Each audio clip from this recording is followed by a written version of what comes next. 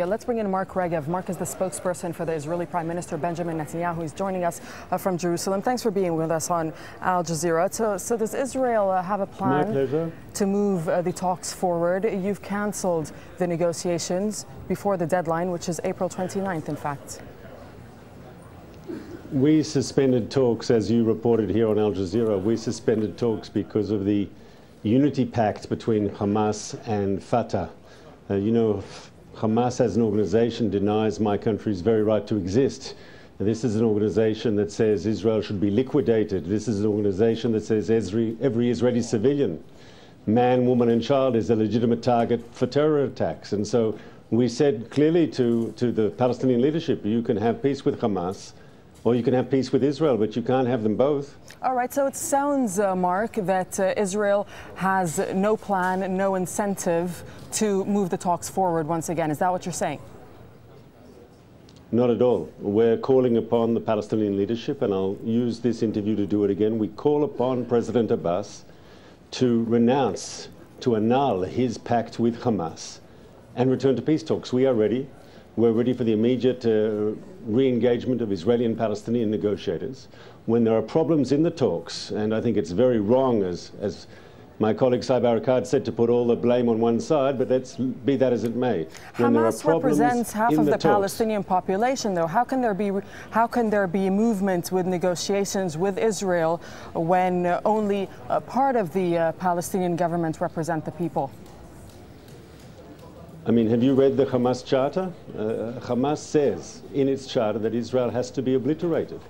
Hamas says they're against negotiations in their charter. Hamas says it's a religious commandment to kill Jewish people wherever you find them.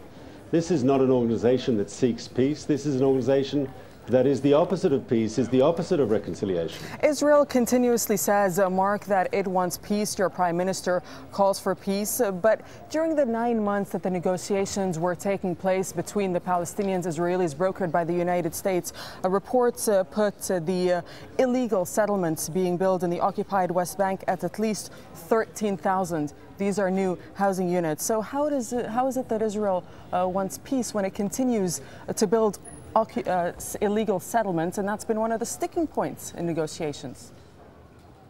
Correct, and the issue of settlements, like all the other core issues, has to be resolved around the negotiating table, and we're prepared to do so.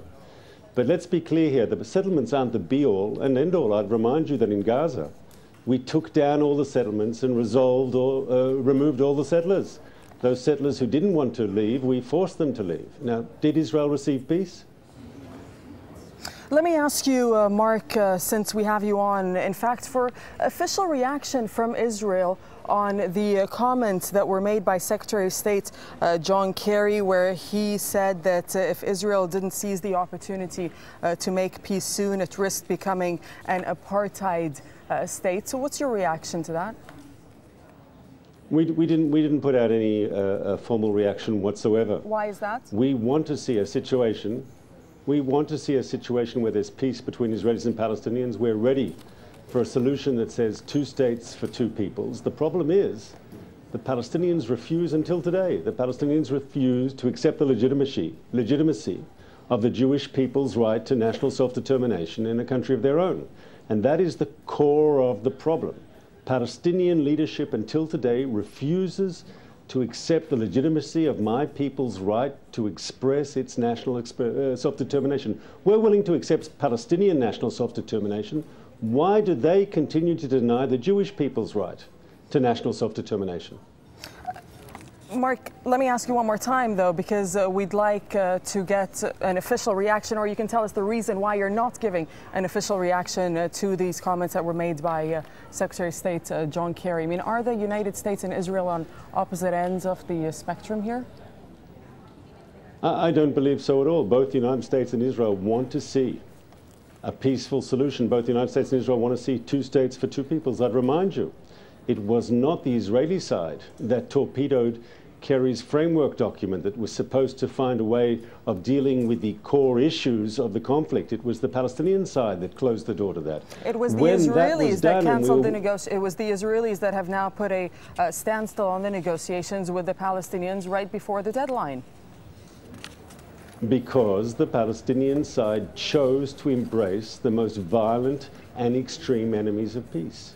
Once again, how can a Palestinian partner come to me and say he wants peace and reconciliation if he's signed a pact, if he's formed an alliance with the most violent enemies of peace? It's just not credible. I'll remind you, Mark, that Hamas, in fact, was elected government. But we'll have to leave it there. Mark Regev, thank you for joining us on Al Jazeera.